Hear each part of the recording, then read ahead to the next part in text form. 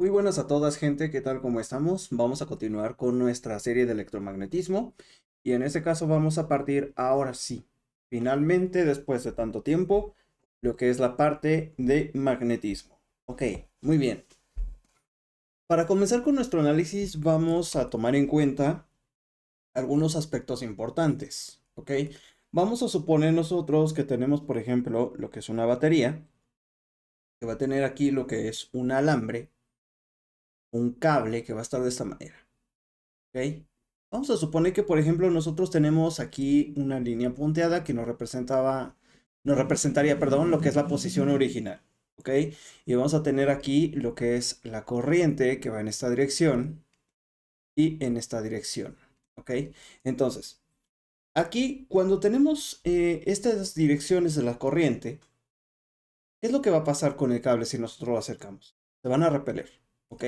Entonces, tenemos aquí lo que es una repulsión. ¿Y qué pasaría ahora, por ejemplo, si consideramos misma batería? Vamos a ponerlo aquí, por ejemplo, lo que es más y menos. Un cable, ahora dispuesto de la siguiente forma. Vamos a suponer que lo tenemos así, sí,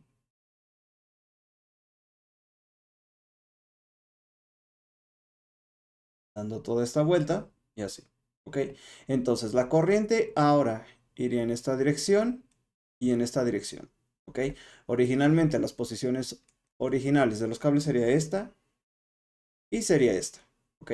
Entonces, ahora tenemos lo que es una atracción, ¿ok? Esto cuando las corrientes van en la misma dirección, ¿ok? Esto se puede comprobar con un experimento sencillo conectando lo que son dos cables en una toma corriente y identificar pues precisamente que si nosotros tenemos una dirección determinada se van a repeler o se van a atraer, dependiendo de lo que es la orientación de la corriente. Ahora, la pregunta que surge aquí es, ¿qué es lo que pasa cuando nosotros tenemos cargas que ya están en movimiento? Previamente todo lo que estuvimos analizando era relacionado a cargas en reposo, ¿ok? Estábamos trabajando todo lo que era la parte de electrostática, pero ahora estamos con otra parte que viene siendo las cargas en movimiento, ¿ok? Entonces, evidentemente, cuando tenemos una carga en movimiento, vamos a tener lo que es la presencia de un campo, en este caso el campo magnético, ¿ok? Pero algo que tengo que comentar aquí es que es, en este caso, una versión relativista del campo eléctrico. Pero más adelante me voy a meter con esa parte, ya que es necesario ver algunas cosas fundamentales, que de hecho, por esa razón, también estoy dando el curso de relatividad general. Entonces, va a ser muy útil cuando nosotros entremos en esta parte. Ahora, vamos a suponer nosotros que tenemos aquí lo que es nuestro alambre y vamos a tener aquí lo que es una corriente y vamos a representar las líneas de campo magnético, ¿ok? Las líneas de campo magnético van a estar de esta manera, de esta forma. Vamos a ponerlo así. Vamos a ponerlo aquí así también. Y vamos a poner aquí, por ejemplo, lo que son las direcciones de los campos, ¿ok? Tengo aquí esto y tengo aquí esto. Ahora, el campo magnético lo podemos representar como lo que es la letra B, ¿ok? Entonces, con esta letra B, identificamos el campo magnético, ¿ok? Vamos a considerar aquí que estamos trabajando con una corriente que, como sabrán, desde un punto de vista clásico, es un movimiento de cargas que tenemos, por ejemplo, en esta dirección. Vamos a suponer que nosotros tenemos esto con una velocidad v, ¿ok? Entonces, ahora, lo que vamos a hacer aquí es representar, por ejemplo, lo que es el valor de v, o mejor dicho, no representarlo, definirlo como la densidad de flujo magnético,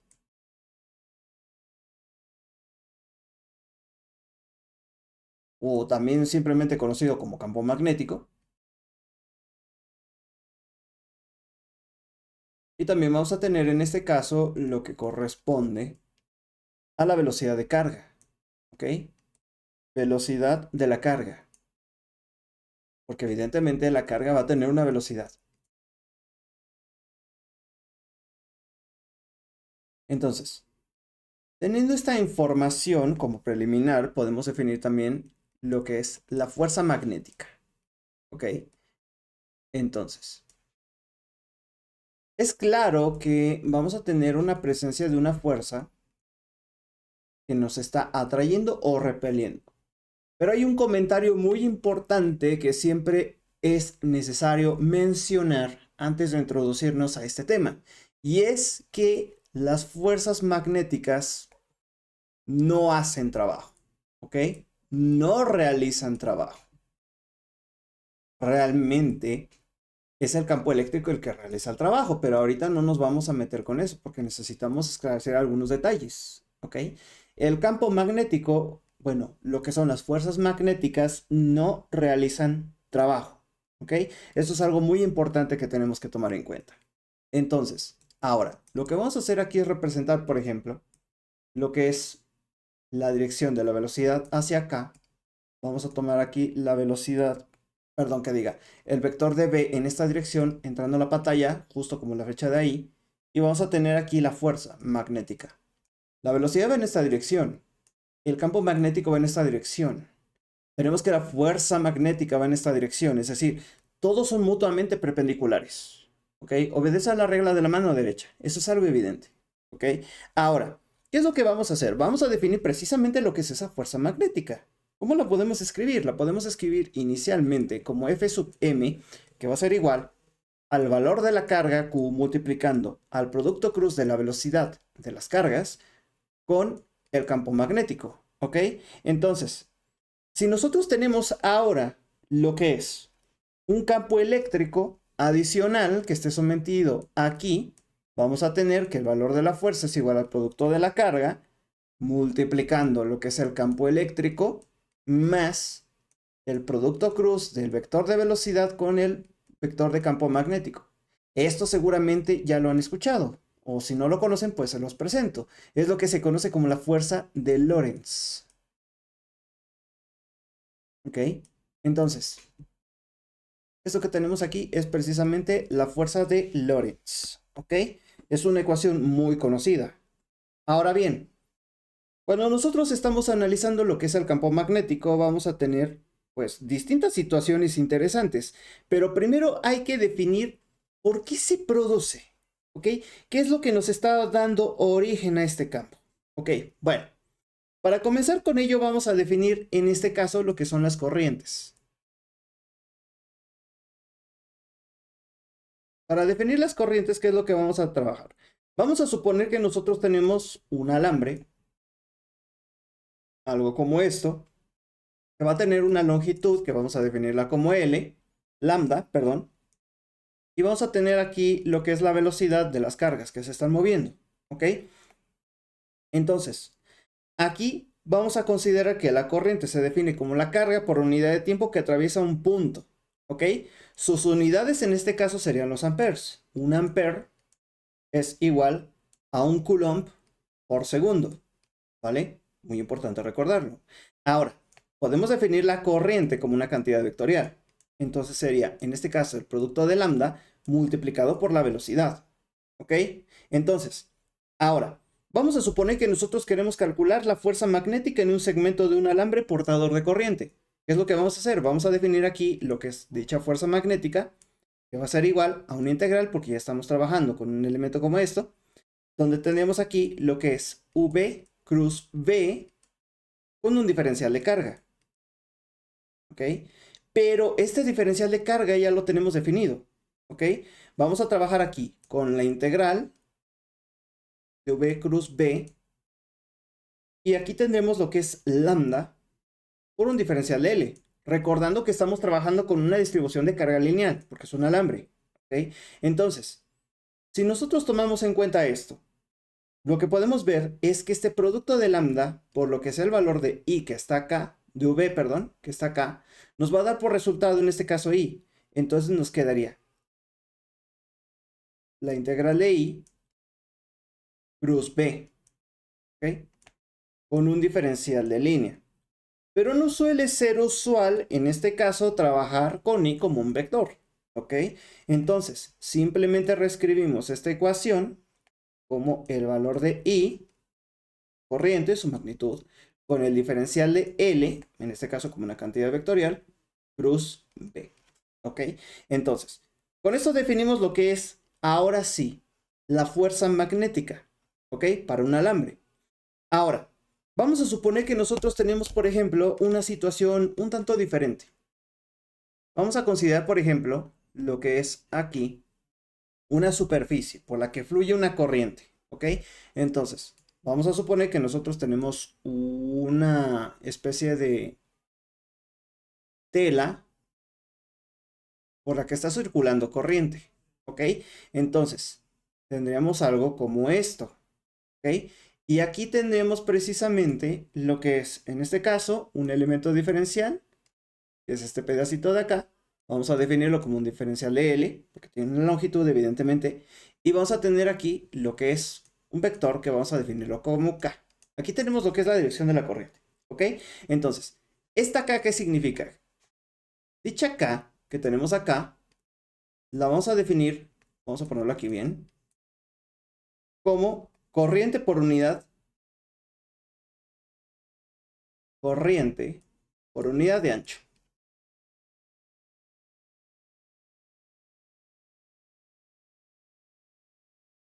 ¿Ok? Entonces, si nosotros escribimos matemáticamente esto, vamos a tener que el valor de K es igual a la derivada del vector de corriente respecto a lo que es la longitud que tenemos aquí, que va a ser perpendicular. ¿Ok? Entonces, ahora, si la densidad de carga de la superficie es sigma, porque vamos a considerar que es una densidad de carga superficial, y su velocidad es v, entonces podemos decir que el valor de K se puede expresar como la densidad de carga superficial por el vector de velocidad. ¿Ok? Entonces, rehaciendo los cálculos, tenemos que el valor de la fuerza magnética es igual a la integral de V cruz B. Y aquí vamos a tener, pues, sigma por un diferencial de área. ¿Ok? Y entonces escribiríamos aquí lo que es esta integral de K cruz V con un diferencial de área. ¿Ok? Propiamente. Podemos hacer algo similar ahora si, por ejemplo, trabajamos con una densidad de volumen. ¿Ok? Podemos escribir aquí lo que es la densidad de corriente J, que va a ser igual a la derivada del vector de corriente respecto a un área perpendicular. ¿Ok? Y esto lo podemos definir como J igual a ρ, que es la densidad de carga volumétrica por el vector de velocidad. ¿Cómo podemos ver esto? Podemos considerar aquí, por ejemplo, lo que es un alambre de sección transversal como este de acá. Vamos a representarlo de esta manera, donde tenemos una corriente que está ingresando aquí. Entonces, esta corriente que está ingresando aquí tiene lo que es una dirección. Va a estar atravesando una superficie. Dicha superficie tiene elementos diferenciales de área. Entonces, por ejemplo, si nosotros tomamos un pequeño trocito de acá y tenemos un vector de corriente, o bueno, la dirección de la corriente, vamos a especificar obviamente un vector. En este caso sería J. Y J lo podemos definir como la densidad de corriente. Y es corriente por unidad de área. ¿Ok? Muy importante tomarlo en cuenta. Entonces, ahora, con esta información lo que podemos hacer es un análisis similar. ¿Qué es lo que vamos a tener? Tenemos otra vez que la fuerza magnética es igual a la integral de V cruz V. ¿Ok? Y esto con ρ, con un diferencial de tau, porque estamos hablando ahora de un volumen, entonces tenemos aquí lo que es la integral de J cruz V. ¿Ok? Y esto con un diferencial de volumen. Lo único que hice fue reescribir aquí las cosas. ¿Ok? Sustituyendo pues los términos, recordando que el valor de J aparece al multiplicar ρ por V. ¿Ok? Entonces, la corriente total que va a cruzar una superficie la podemos definir como I, que es igual a la integral de superficie, como dije, de J punto un diferencial de área. Hay algunos libros que lo escriben como de S, no hay ningún problema. ¿Okay? Si van al Sádico, si van a cualquier otro libro que en este caso lo maneje de esa manera, pues lo van a encontrar así. Y está bien, es superficie, es un área. ¿Ok? Ahora, esta ecuación la podemos relacionar con algo interesante. Vamos a escribir aquí, por ejemplo, lo que es una superficie cerrada. Vamos a tener aquí lo que es J, punto un diferencial de área, considerando que es una integral de superficie, y vamos a igualarlo, vamos a aplicar lo que es el teorema de la divergencia, ¿ok? Entonces tenemos aquí lo que es la divergencia de J con un diferencial de volumen, ¿ok? Ahora, como la carga se conserva, lo que fluye hacia afuera depende de lo que permanece en el interior, ¿ok? ¿Qué significa esto? Este término que tenemos aquí podemos escribirlo como igual a menos la derivada respecto al tiempo, porque vamos a tener una tasa de cambio, ¿ok? Tenemos un flujo. Entonces tenemos aquí lo que es la integral de ρ con un diferencial de volumen. Esto es una integral volumétrica, ¿ok? Pero si estamos considerando lo que es un movimiento de cargas que se está moviendo, vamos a considerar en este caso su variación en el tiempo. Podemos entonces escribir aquí que sería menos la integral de la derivada parcial de ρ respecto a t. Y esto con un diferencial de volumen. Ahora, presten atención en algo muy importante aquí. Y es que si nosotros relacionamos este término de acá con este término de acá, llegamos a la forma diferencial de la ecuación de continuidad, que nos dice que la divergencia de J es igual a menos la derivada parcial de ρ respecto al tiempo. Es decir, ¿qué significa esto? Tenemos que la variación de la carga por unidad de volumen con respecto al tiempo, porque hay un movimiento de cargas, es igual a la divergencia de J, que recordemos que cuando hablamos del significado físico de la divergencia estamos hablando de un flujo, ¿ok? Y como estamos hablando de un flujo de carga que está saliendo, pues por esa razón tenemos lo que es el signo negativo, ¿ok? Entonces está fluyendo hacia afuera, por eso recibe el nombre en este caso de una ecuación de continuidad, ¿ok? Entonces, tenemos un flujo continuo de cargas. Entonces, esta es la ecuación de continuidad. Con esto ya tenemos un panorama un poco más general de qué es la corriente. ¿Ok? Entonces, vamos a representarla de esta manera porque es una ecuación bastante importante que nos va a servir para muchas cosas. ¿Ok? Entonces, ahora, ya con todo este panorama general, podemos darnos una idea de qué es el campo magnético. Es, nuevamente, como los dije, un campo producido por lo que son cargas en movimiento, ¿ok? Nuevamente repito, lo que era la parte de electrostática se refiere únicamente al estudio exclusivo de lo que son las cargas en reposo. Y analizamos muchos fenómenos aquí muy interesantes.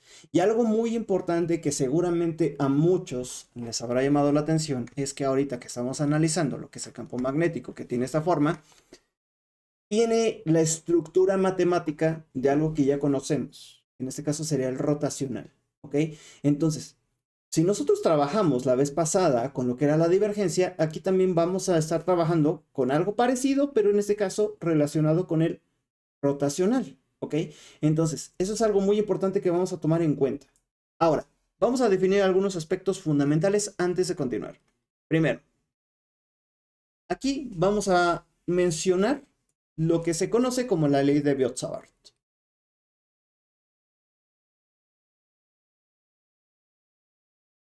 Ok, este es un tema bastante básico cuando nosotros estamos empezando a estudiar la parte del magnetismo. ¿Ok? Así como nosotros tenemos lo que es la ley de Coulomb, vamos a tener la ley de Biot-Savart, que sería el equivalente, ¿ok? Para campos magnéticos.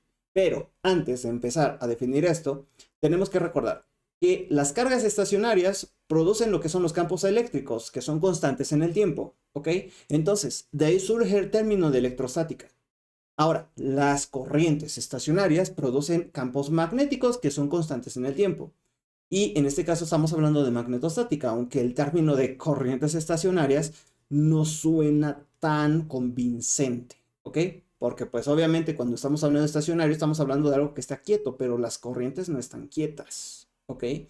Entonces, ahora, lo que vamos a poner aquí es lo siguiente. Tenemos que lo que son cargas estacionarias, como lo dije, producen lo que son campos eléctricos constantes, ¿ok? Entonces, producen lo que es el campo eléctrico. Ahora, todo lo que son corrientes estacionarias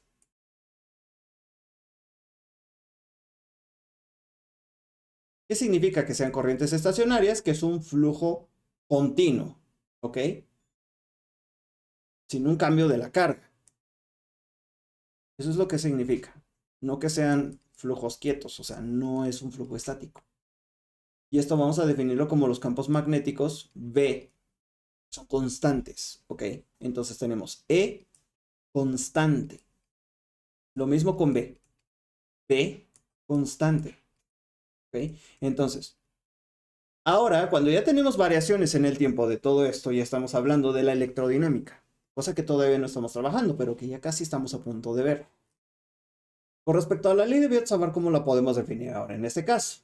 Ok, podemos escribirla como V, que depende de R, un vector de posición, que es igual a mu sub 0, ¿ok? Entre 4pi, ahorita les comento que es esta mu, es la permeabilidad en el vacío, ¿ok? Ahorita la ponemos. Y aquí tenemos lo que es la integral de I cruz el vector unitario R entre R al cuadrado.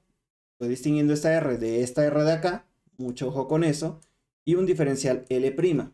Esto lo podemos reescribir entonces como mu sub 0 multiplicado por I entre 4pi.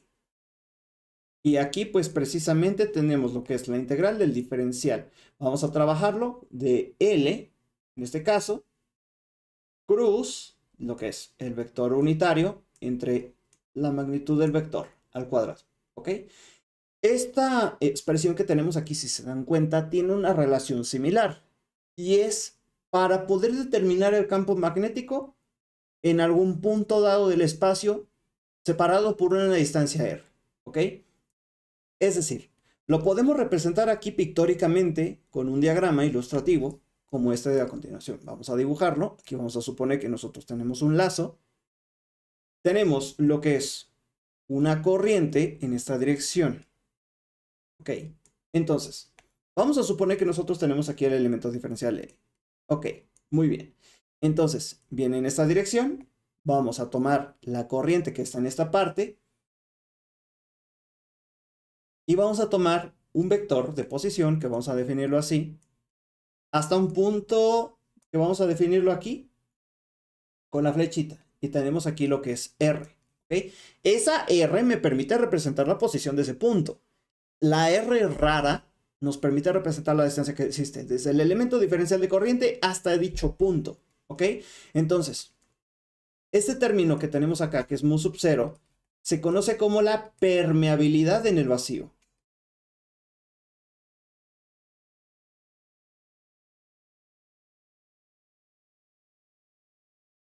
Entonces, ahora, ¿qué valores tiene la permeabilidad en el vacío? Vamos a definirla como 4pi por 10 a la menos 7 newton por ampere cuadrado. ¿Ok? Este valor de la permeabilidad pues nos representa el comportamiento que tendría o la interacción que tendría el vacío con un campo magnético. ¿Ok? Entonces, estas unidades son de esta manera tal que para poder nosotros medir el campo magnético, en este caso lo que es B, las unidades de B serían teslas, que un tesla es igual a un newton por ampere. ¿Ok? Por ampere metro. ¿Ok? Una pequeña corrección aquí. Entonces lo podemos representar de esta manera. Esto es el punto de partida relacionado ahora sí directamente con lo que es la magnetostática. Entonces, evidentemente, pues es necesario conocer algunos aspectos importantes. Si esta expresión nos sirve para definir para un elemento diferencial de línea, es obvio que vamos a tener una expresión similar para una superficie y también para un volumen. Por lo que es pertinente hacer ciertas modificaciones a esta expresión dos veces. Aquí vamos a modificarlo y vamos a ponerlo simplemente como K. Vamos a ponerlo aquí. Voy a quitar esta parte. Vamos a ponerlo acá como mu sub 0. Esto ya está afuera. Y tenemos acá lo que es K, que depende de R. Ahora cambiamos aquí. Esto sería diferencial de área prima. Vamos a cambiar esto también de aquí. Y esto también lo quitamos. Y quedaría J de R'. ¿Ok? De hecho, aquí también me faltó ponerlo. Estos son cantidades vectoriales, no lo olviden. y aquí un diferencial tau de volumen prima, ¿ok? Entonces, ahora, ya que tenemos esto, pues ya podemos darnos cuenta de la estructura que tiene, ¿ok? Y algo muy importante que hay que comentar con respecto a esto es que los problemas se resuelven de una forma similar, aunque la integral es un tanto más complicada, ¿ok? Cosa que ya veremos más adelante, ¿ok? Ahora, ¿qué otro punto podemos mencionar con respecto a esto? Porque es interesante. O sea, si nos damos cuenta, tiene cierta estructura con ciertas cosas que ya hemos trabajado, ¿ok? ¿Qué pasaría si nosotros, por ejemplo, ahora analizamos la divergencia y el rotacional de B? Bueno, vamos a movernos a continuación en la parte de acá abajo. Porque es evidente que van a tener un comportamiento un tanto interesante. Muy bien, para comenzar con esta parte, vamos a suponer nosotros, por ejemplo, que tenemos un alambre infinito, ¿ok? Que tiene una corriente y que va a generar un campo magnético que está saliendo pues, en una determinada dirección, ¿ok? Entonces, aquí es claro, por observación de lo que estábamos viendo previamente, que el rotacional no va a ser cero. Cosa diferente que pasaba, por ejemplo, con el caso de la electrostática. Cuando nosotros tenemos lo que es el rotacional de E, sabemos que esto es cero. Pero esto solamente es en electrostática.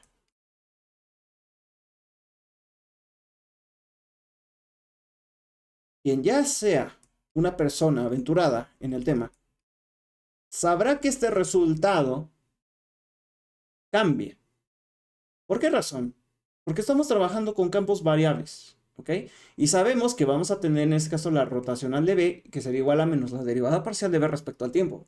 Es decir, que la variación de un campo magnético con respecto al tiempo nos va a producir un campo eléctrico. Eso se conoce como la ley de inducción de Faraday. Pero evidentemente todavía no hemos llegado a ese tema, ¿ok? Pero como dije, esto solamente es en electrostática, que la electrostática es un caso muy ideal, ¿ok? Que en la realidad no se presenta porque no tenemos cargas en reposo. Ahora bien, lo que vamos a hacer es, por ejemplo, considerar que nosotros tenemos un alambre, como que habíamos estudiado, y vamos a suponer que nosotros queremos encontrar la integral de B a lo largo de una trayectoria circular, ¿ok? Vamos a suponer, por ejemplo, que nosotros tenemos esto de acá, tenemos el campo magnético en esta dirección, y vamos a integrar en toda esta región. Obviamente vamos a tener que considerar una integral de línea cerrada, ¿ok? Entonces tenemos aquí lo que es la integral de línea cerrada de b.dl, porque es una cantidad escalar la que tenemos que obtener, y esto sería igual a la integral, haciendo uso de las expresiones que ya mencionamos. Tenemos aquí, por ejemplo, lo que es mu sub 0 por el valor de i entre 2pi por s, ¿ok? Esto que tenemos aquí nos representa precisamente el radio de la trayectoria, para que no haya ninguna pregunta, ¿ok? Y aquí tendremos lo que es el diferencial de L. Vamos a ponerlo acá, de esta manera. Y vamos a tomar aquí lo que es este resultado, lo vamos a extraer, porque pues obviamente no estamos integrando esto. Esto es una cantidad constante. Tenemos la integral aquí, el diferencial de L. Y bueno, ¿qué significa esto que tenemos aquí?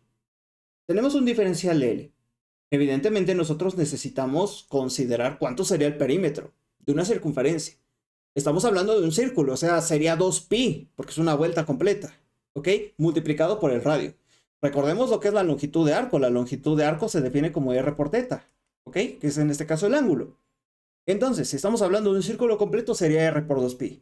Entonces, si tomamos en cuenta eso, vamos a tener que este factor de 2pi por s se termine eliminando, ¿ok? Entonces solamente nos quedaría mu sub 0 por el valor de la corriente. Fíjense qué interesante. El resultado de esta integral de cerrar toda la trayectoria del campo magnético nos da como resultado la corriente que produce dicho campo magnético. Esto es muy interesante porque tiene una estructura muy similar a la ley de Gauss del campo magnético, que diga del campo eléctrico, perdón, donde nosotros encerrábamos una superficie, o mejor dicho, encerrábamos una carga con una superficie gaussiana y obteníamos el valor de la carga encerrada. Es un resultado similar, ¿ok? Entonces, ahora, ¿qué significa esto? Que si nosotros nos alejamos de la región, vamos a tener que el campo magnético decrece, ¿ok? Si nos acercamos, aumenta, ¿ok? Entonces, podemos utilizar este resultado de una forma muy, muy útil. Y vamos a definir que aquí la integral de v punto dl nos da por resultado el valor de mu sub 0 por la corriente encerrada. ¿Ok?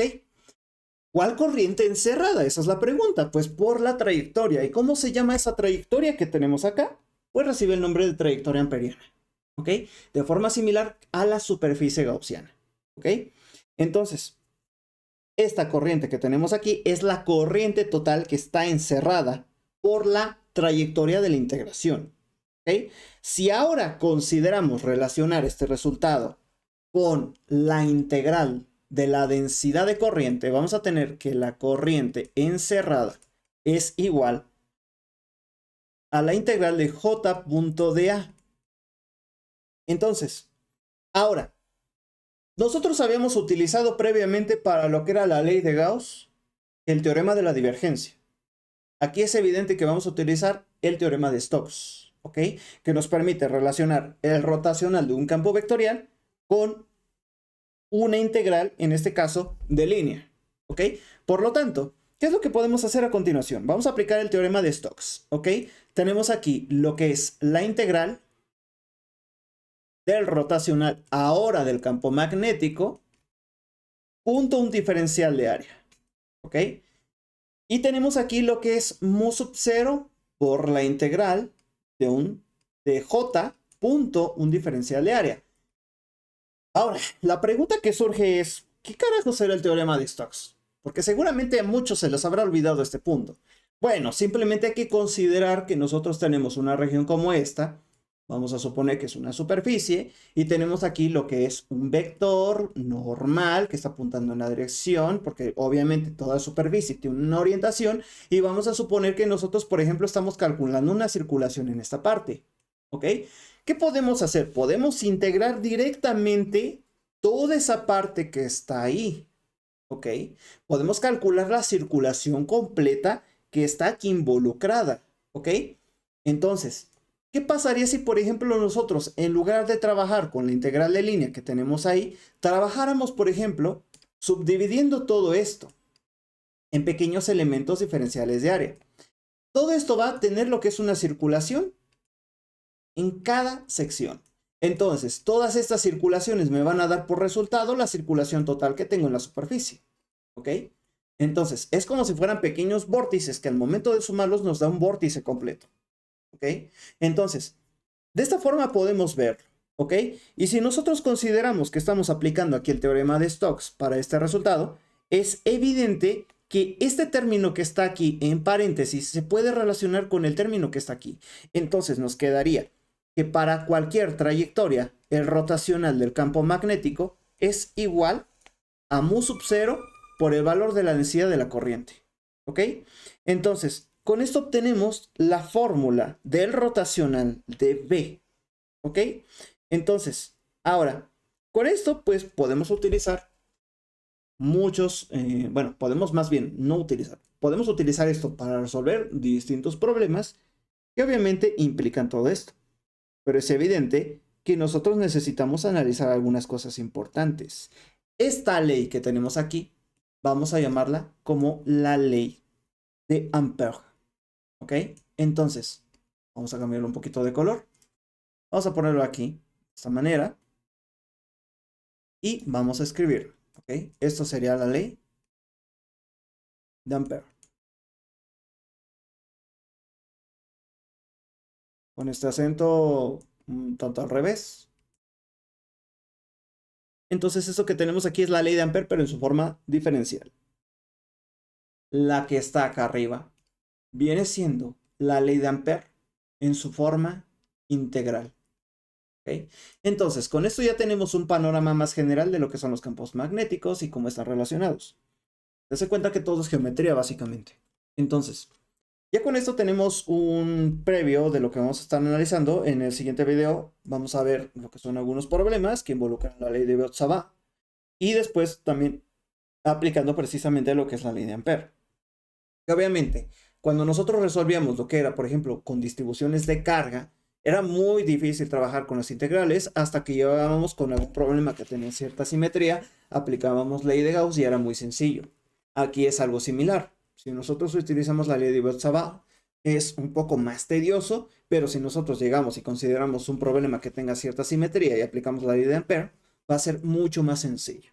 Entonces, vamos a dejarle por aquí el día de hoy y en el siguiente video vamos a continuar con lo que son algunos problemas de ejemplo, donde vamos a estudiar todos estos términos y vamos a dar algunas definiciones adicionales que faltaron con respecto a la divergencia, en este caso, de V.